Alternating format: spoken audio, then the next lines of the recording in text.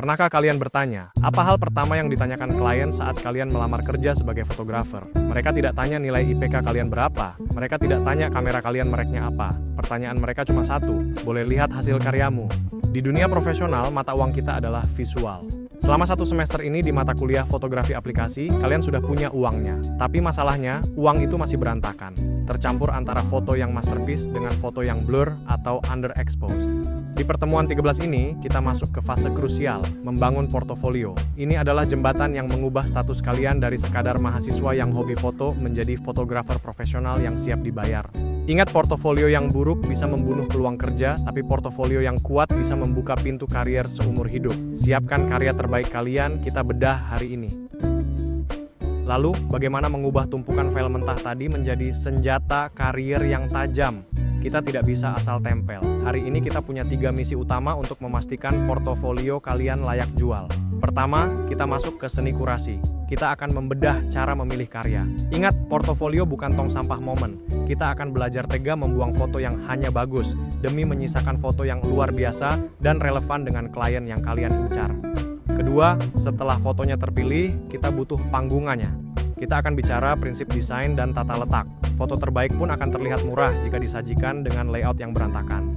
Kita akan bahas bagaimana struktur visual bisa memandu mata klien untuk melihat apa yang ingin kalian tunjukkan. Dan terakhir, teori tanpa eksekusi hanyalah wacana. Di sesi praktikum, kalian akan langsung membangun kerangka portofolio pribadi kalian hari ini juga, tidak ada penundaan. Pastikan laptop kalian siap, mari kita mulai dari langkah pertama, seleksi. Lalu, bagaimana cara mengubah tumpukan file mentah di laptop kalian menjadi senjata karier yang tajam? Kita tidak bisa asal tempel.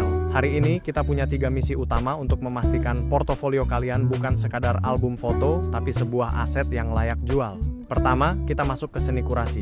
Kita akan membedah cara memilih karya yang tepat. Ingat, portofolio bukan tong sampah momen. Kita akan belajar cara memilih foto yang tidak hanya bagus secara teknis, tapi juga memiliki nilai jual di mata klien. Kedua, setelah fotonya terpilih, kita butuh panggung yang tepat. Kita akan membahas prinsip desain portofolio. Foto terbaik pun akan terlihat murah jika disajikan dengan tata letak yang berantakan. Kita akan belajar bagaimana struktur dan presentasi bisa memandu mata klien untuk melihat potensi terbaik kalian. Dan terakhir, kita tutup dengan praktikum. Kalian akan langsung membangun dan menyusun portofolio pribadi hari ini juga. Tidak ada lagi penundaan. Pastikan laptop kalian siap, karena kita akan segera mengubah status kalian dari sekadar mahasiswa menjadi fotografer yang siap masuk ke industri. Mari kita lihat sebuah realita yang dialami oleh banyak dari kita. Perkenalkan Raka, seorang mahasiswa DKV yang sedang bersemangat melamar magang di agensi kreatif impiannya. Raka punya masalah yang mungkin kalian alami juga. Dia punya ribuan foto hasil proyek selama kuliah. Ada foto acara kampus, street fotografi, potret, hingga eksperimen visual yang unik. Raka merasa semua fotonya bagus, namun dia sadar agensi tidak punya waktu untuk melihat ribuan file. Tantangan besarnya adalah bagaimana Raka harus memilih. Apakah dia harus memasukkan semuanya untuk pamer kemampuan atau hanya beberapa foto yang paling berkesan saja? Kasus Raka ini adalah alasan mengapa kita ada di sini hari ini. Karena memilih karya yang tepat dan relevan adalah kunci utama agar portofolio kalian tidak hanya berakhir di folder sampah rekruter, tapi menjadi tiket emas menuju karier profesional. Mari kita bantu Raka menemukan solusinya melalui materi pertama kita. Mari kita bedah lebih dalam kondisi Raka. Saat ini, Raka berdiri di depan gunung harta karun digitalnya. 1.200 foto yang ia kumpulkan selama 3 tahun terakhir. Bayangkan, 1.200 file, mulai dari tugas semester 1 sampai proyek idealisnya akhir pekan kemarin. Masalahnya, Raka sedang terjebak dalam dilema klasik fotografer pemula. Ia bingung.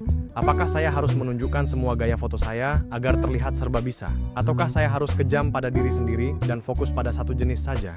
Ia takut jika hanya menampilkan sedikit, agensi tidak akan melihat kemampuannya secara utuh. Namun ada satu variabel penting di sini. Raka ingin melamar ke sebuah digital agency yang spesifik berfokus pada branding dan kampanye sosial. Disinilah seninya. Memilih karya bukan tentang apa yang kita sukai, tapi tentang apa yang dibutuhkan oleh kursi kosong di agensi tersebut.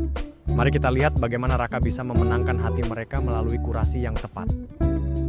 Setelah berhadapan dengan ribuan file, Raka akhirnya berhenti sejenak untuk berpikir strategis. Langkah pertama yang ia ambil bukan membuka software desain, melainkan melakukan analisis tujuan portofolio. Ia meriset agensi incarannya dan menemukan bahwa mereka sangat menghargai foto yang punya kekuatan naratif dan dampak sosial. Berbekal informasi itu, Raka membuat keputusan besar. Ia hanya akan menonjolkan karya yang menunjukkan storytelling dan empati visual. Ia tidak lagi mencoba menjadi segalanya, tapi mencoba menjadi solusi bagi kebutuhan agensi tersebut. Fokusnya beralih dari sekadar memamerkan teknik menjadi memamerkan rasa.